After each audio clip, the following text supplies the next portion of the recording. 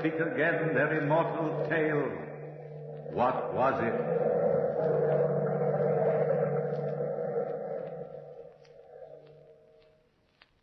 All right, then.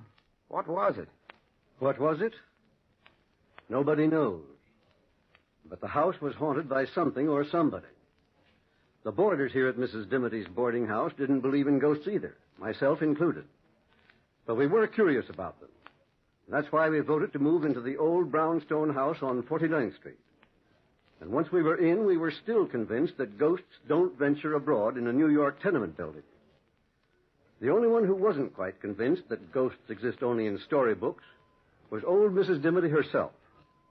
But her favorite roomer, young, handsome Ned Saunders, and myself, I'm Dr. Hammond, we refused to believe the ghostly nonsense.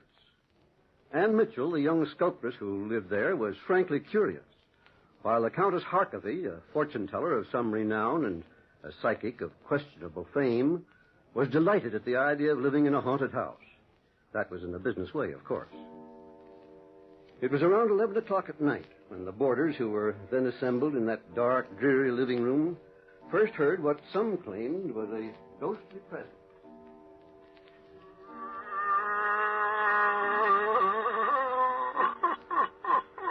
Listen to that, Dr. Hammond. I hear it, Ned.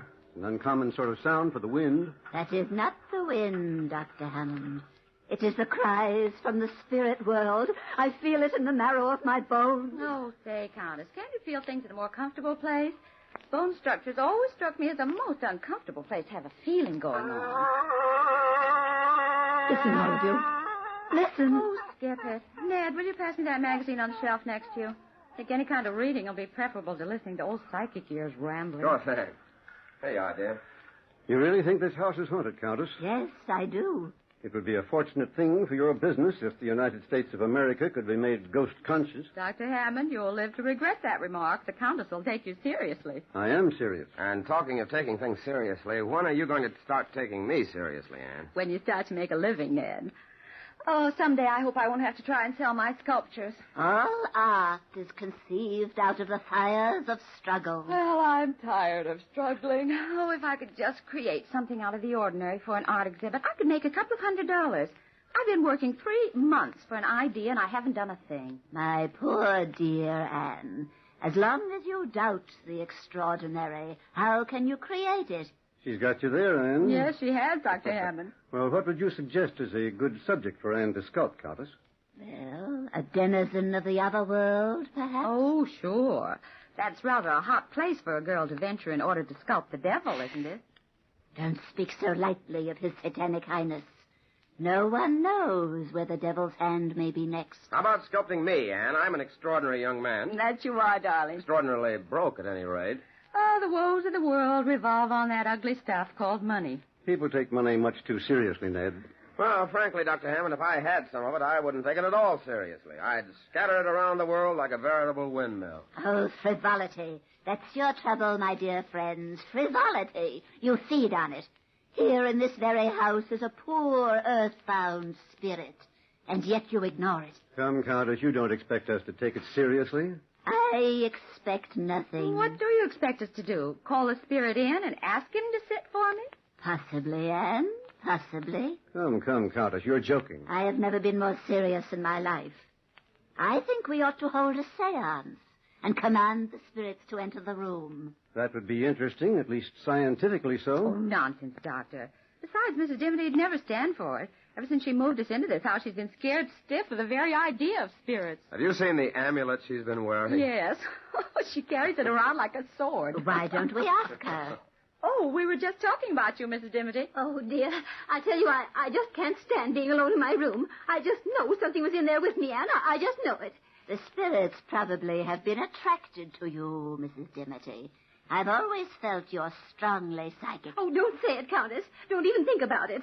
It was all a mistake, moving into this house. All a mistake. I've just never been as nervous. Dr. Hammond, feel my pulse. Feel it. It's practically non-pulse, so to speak. Well, I wouldn't take it seriously, Mrs. Dimity. We all know there are no such things as spirits. You see, we've been talking about the ghost for so long that at times we half believe, but that's purely imagination. It wasn't imagination at all, Dr. Hammond. You know very well there are only 5 of us living here. You four were downstairs, and I was alone upstairs, and, oh, I did hear footsteps in the hall.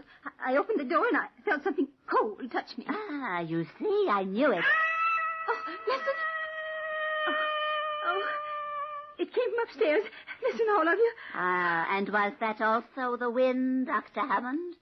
I don't know, Countess. What do you think, Ned?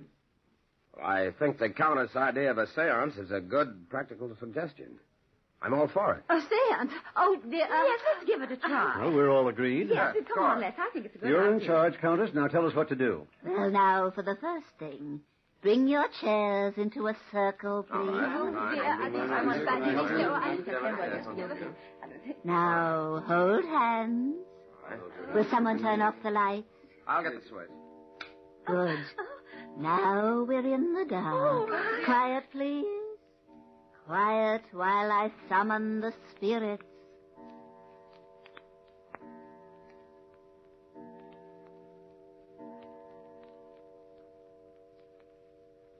It is midnight, O spirits, midnight.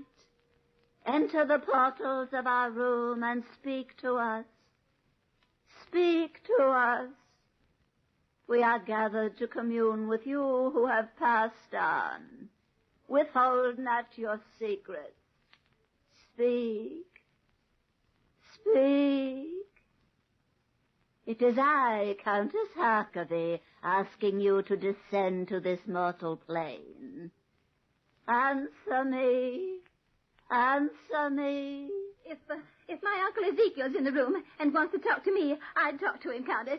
Yes, Mrs. Dimity. Ned, stop squeezing my hand. I'm not squeezing your hand, Anne. Or whatever you're doing, stop doing I'm not doing it. anything. Ouch, doggone it. What's the matter with you, Anne? Oh, you're so coy, pinching me now. I'm not pinching you. My hands are in my lap. Well, who's ever sitting next to me? Stop it. Dr. Hammond. I'm sitting across from you, Anne. Mrs. Dimity. Oh, dear. I wouldn't have the courage to squeeze anybody's hand at this point. Ouch. Well, whoever it is. Turn on the light, somebody. Turn on the light. No. Somebody's got hold of my hand. Don't turn on the lights. The spirits have entered the room and are attracted to you, Anne. To you. Oh, please turn on the lights, please. I'll do it, Anne. I'll do it. Oh, let go. Oh, There's nobody sitting next to you. That's a vacant chair. but I felt it. Anne, did you imagine it? Imagine what? That somebody squeezed my hand? I imagine nothing. Look at my hand, and tell me that's imagination. What's it, darling? What? Dr. Hammond, look. Our hand is bruised. Yes, it is. Pretty badly bruised. Countess, where were you sitting? Exactly where I'm sitting now, Dr. Hammond, and I haven't moved. You had your chance to do something extraordinary, Anne, but you muffed it. A pity is all I can say. A great pity. The seance is ruined. But, Countess, wait a minute. What for? To try another seance and have you become hysterical all over again? Good night. Dr. Hammond, is it possible that I really was holding the hand of something, or... Anything's possible, Anne, but not very probable. Oh, dear. Oh, dear. I said not very probable, Mrs. Dimity. I think perhaps the Countess has been playing a trick on all of us. It's a cute trick, Doctor. A pretty difficult one. If she wasn't playing a trick, she shouldn't have been so upset when you turned on the lights, Ned. Oh, Doctor, I think you've got a point there. Nothing like a good dash of logic to take the cold chills out of my spine. Well, how could the Countess do it, Doctor? Well, Mrs. Dimity, psychic phenomena is the Countess's business. After all, she makes a living out of calling imaginary spooks from the outer world. I don't think it's very nice of us to try and pry into her secrets. I hope you're right, Doctor. I do hope you're right. Well, I wouldn't worry, Mrs. Dimity. Well, I'm going upstairs to bed. I've had enough spooks to last me for years. Oh, wait for me, Mrs. Dimity. I'll go up with you. Good night, Ned. Good night, Anne. Good night, Dr. Hammond. See you in the morning. Good night, my dear. And don't worry about the spooks. They're purely harmless make-believe. Oh, dear. I'll never sleep a wink again. Well, Doctor, what's the tongue-in-the-cheek look? Oh. Ned, I'm afraid we've had our first touch of real psychic phenomena tonight. What you just said. I didn't want to frighten the women. And you believe this house is haunted? Haunted? Well, I don't like the phrase, but in essence, that's the idea. I was wondering if you'd be interested in trying an experiment with me tonight. Certainly, Doctor, anything. But suppose you and I spend the next few nights down here. We'll turn off the lights and wait. Just wait. Perhaps we can invite some trouble. We waited that night through without sleeping, but nothing extraordinary happened, except for the fact that Mrs. Dimity's rocking chair kept rocking all night long, creaking and squeaking as it moved. But the wind could have been responsible for that. The next night and the next and the one after that, we kept our nightly vigil, creeping up to our rooms like thieves just before daylight broke, so that nobody would suspect our secret experiment. On the 5th night of our wait, we heard the rocking chair creaking, creaking, creaking. Doctor. Yes, Ned? That rocking chair couldn't be moved by wind tonight. There isn't a breath of air stirring. I noticed that, Ned. I wonder... Listen. Yes, the creaking stopped. Same as usual. I'll try to get some sleep. I can't. I'm as nervous as a cat over this whole thing. Yes, I'm jittery, too. Ouch, let me... What's the matter, Ned? I don't know. Somebody's attacked me. Help me, Doctor. Help me. I got its arms around my throat. There, I feel it. We'll find out who this ghost is in a short time. There, I've got his arms, Ned. My throat. Let go of my throat. There. It's hurt. Are you hanging for him alone, Doctor? I think so, but he's as strong as an ox. No, you don't. Listen to him, will you, Doctor? His voice certainly doesn't sound human. Turn on the lights, Ned, while I hang on to him. We'll find out who this practical prankster is. I'm afraid to let him go, Doctor. I can handle him, Ned. You turn on the lights. Hurry, Ned, hurry. All right, of course. There you are. No, wait. No. Doctor, where is he? He's right in front. I've got him by the arms. I'm hanging on to it. Well, this is amazing. Amazing, Doctor. Well, we can't see it. It's invisible. Help me, Ned. He's trying to escape. Help! If I could only see him. There we are. I've got it. I've got it. But what is it, Doctor? What is this thing?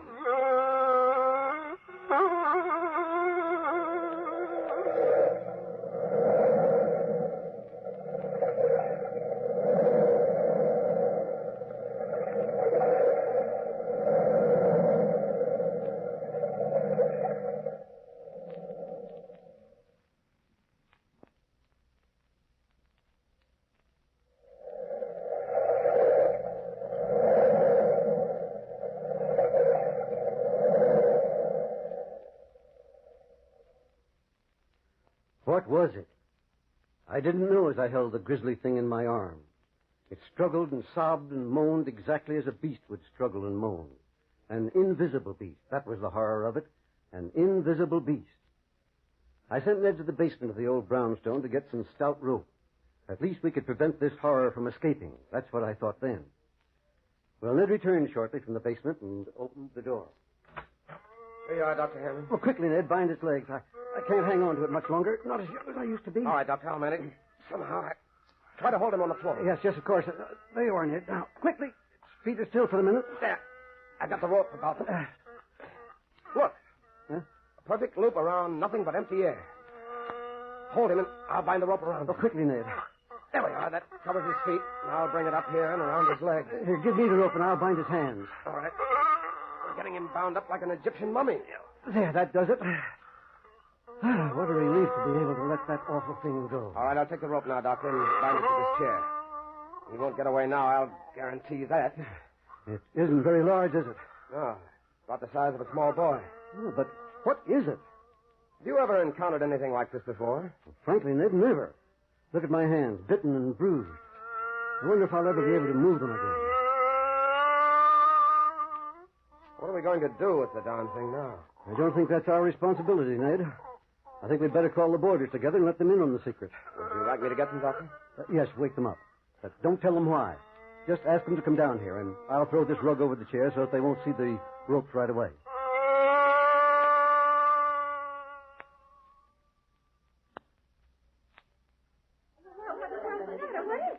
Don't ask so many questions, everybody. Dr. Hammond will explain everything. Oh, good evening, Dr. Hammond. Have you possibly discovered that psychic phenomena does exist? Come in, Countess. Come in, everybody. Don't be afraid, Mrs. Dimity. What's that? I'll explain it in a minute. Explain it, Dr. Hammond? Sit down, everybody, please. No, Mrs. Dimity, not in the rocking chair. Oh, dear me. I'm afraid we're in for a revelation this evening. Ned, please close the door. Right. Strange are the ways of the world. Yes, Countess. The ways of the world are very strange. Mrs. Dimity, and the Countess has been correct about this house. There is something in it. There's nothing to be frightened of, Mrs. Dimity. Oh, spirits are often kind. Indeed, they're friendlier than many mortals. This isn't exactly a spirit, Countess. What do you mean? Exactly what I say. It's a beast of some kind. Oh, the doctor, is it in this room? Mrs. Dimity, please. Yes, Anne, it's in this room, in that rocking chair. I threw the rug over it. Oh, unfortunate spirit. If you wish, Countess, remove the rug. Yes, of course. Why, where is it? It's there. You can see the ropes being held in place by it. What kind of a hoax are you trying to play on me, Dr. Hammond? It is not a hoax. There's a living, breathing something bound in that chair. But it's invisible. Why, that's incredible. It's more than incredible. Would you mind if I touched it? I don't see why I should. It's not my beast. The problem is, what are we going to do with it? What do you suggest, Mrs. Dimity? Mrs. Dimity! Oh, she's fainted, Dr. Hammond. I'll get a smelling salts right here in the desk drawer. Oh, I felt it. I felt it, Anne. I felt it. A captured spirit. I must tell my co-worker, Dr. Zarkox, right away. He'll be so thrilled, so thrilled. I'm not sure that we ought to tell anybody about it. Are you, Dr. Hammond? Ned's quite right. We should not. Oh, but Dr. Zarkox is the only living person constantly in touch with the spiritual night and day. Day and night, constantly. Smelling salts should be in here someplace. Oh, here they are. Until we find out exactly what it is, I don't think we ought to divulge the secret. Heaven knows what we've stumbled into. You're right, Ned. Here, Mrs. Dimity, take a deep breath of this. And how do you propose going about finding out what it is? Breathe deeply, Mrs. Dimity. Well, I was thinking it might be possible for Anne to make a plaster cast of it. Oh, that's a gay idea, Ned. Breathe deeply, Mrs. Dimity. You'll be all right. That's quite a good idea, as a matter of fact. No, you'll hold it while I make a cast, huh? If it happens to bite me with a pair of invisible teeth, that'll be my way. No, being a doctor, I shall use a little chloroform and put it to sleep for a while. We'll be able to make a perfect cast. Mrs. Dimity, are you all right? Oh, I'll never be all right again. Well, Anne, are you willing to give it a try? Oh, I suppose so, Ned. I'll prepare the plaster right away.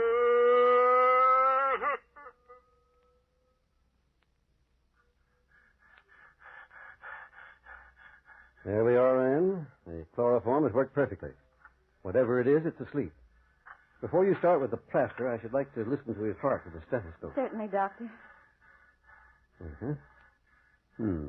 Normal.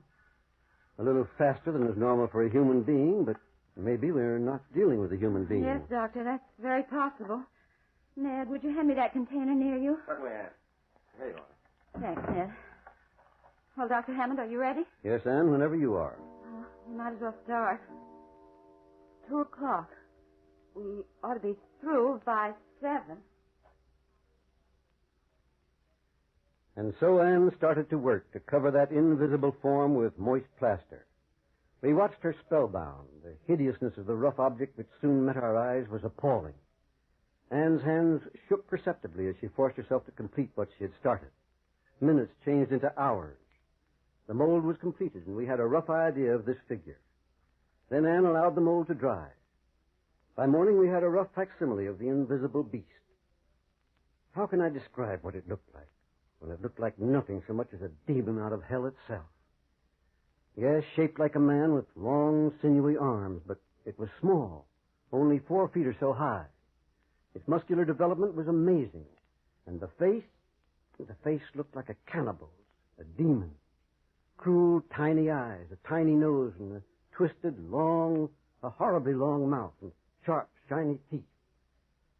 The first rays of light broke through the window, and I realized that the effects of the chloroform were wearing off. Watch out, ladies, awake. I got him, Doctor. You better help me. Yes, of course. Here, we'll hold him together. And Yes, Dr. Hammond? we'll hold him down, and you bind his legs with the cord. Yeah. Get that rope around his leg. Good girl, Anne. That's it. Ouch! Your arm, darling, it's bleeding. Don't mind my arm. Find the leg. Okay. Hurry up, Anne. That's the girl. Now slip the rope around him and pull it good and tight. All right. There we are.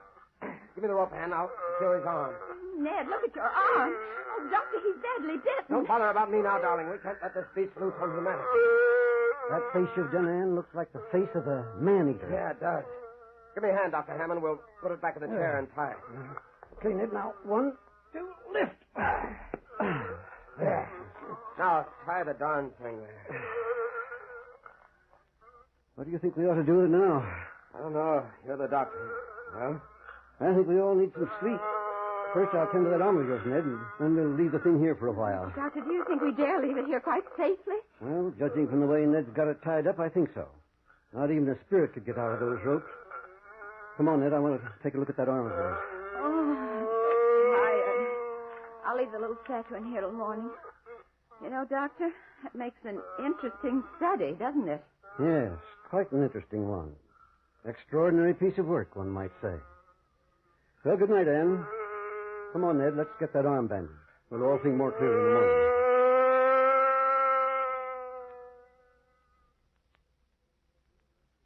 We thought we could think more clearly after some sleep.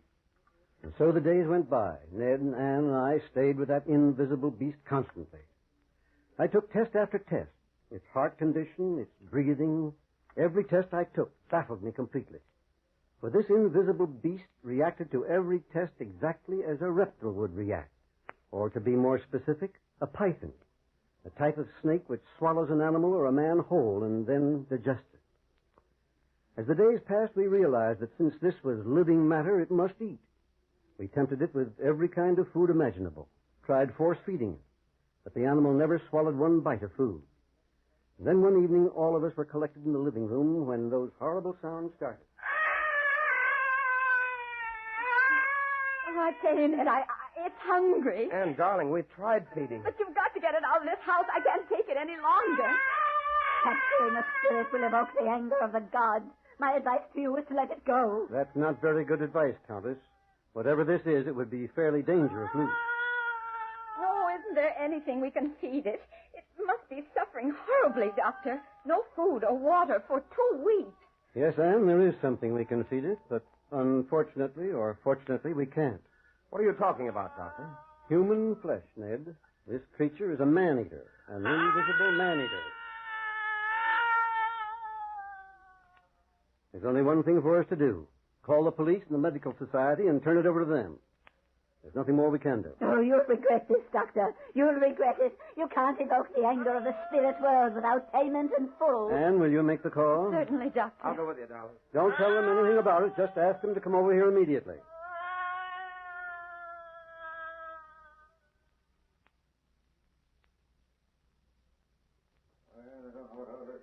And so, gentlemen, Anne called you and brought you over here. I've told you the complete story of the monster from the very beginning. Well, Dr. Hammond, as a member of the police force, I don't mean to doubt you. But where is this invisible monster? It died of hunger 10 minutes before you arrived, Sergeant. Well, where is it? On the floor, here, next to my foot. Huh? You can feel it even if you can't see it. Here, put your hand down here. All right. Sergeant, feel this. It feels like a dead man. I tell you it does. Look at that. Sure, Doctor. What kind of a trick are you trying to play on it? Trick, Sergeant? Take my word for it, it's no trick. You felt it yourself. Many people know how to make a mass of material appear invisible. Chemistry can give you a lot of explanations of that kind of a hoax. It's no hoax, gentlemen, on my word of honor. It's no hoax. Tell us a better story. Come on, boys, let's get out of here. Get out of here. We enjoyed your fairy tale, Doctor, but we can't swallow that one But, whole. gentlemen, ask any one of us in this room. I swear to you, it's the truth. Look in the corner at that statuette. That's an exact replica of the invisible beast. Now I get it. You're trying to get some free publicity for the art exhibition at the museum. No, gentlemen. I made that plaster cast myself from the invisible monster. Dr. Hammond's telling you the truth. Yeah? Well, if it's the truth, what was it? What was it? Frankly, gentlemen, I don't know what it was.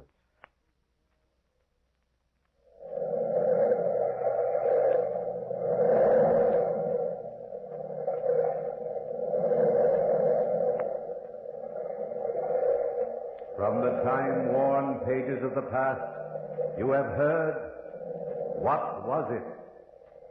Bell keeper, toll the bell.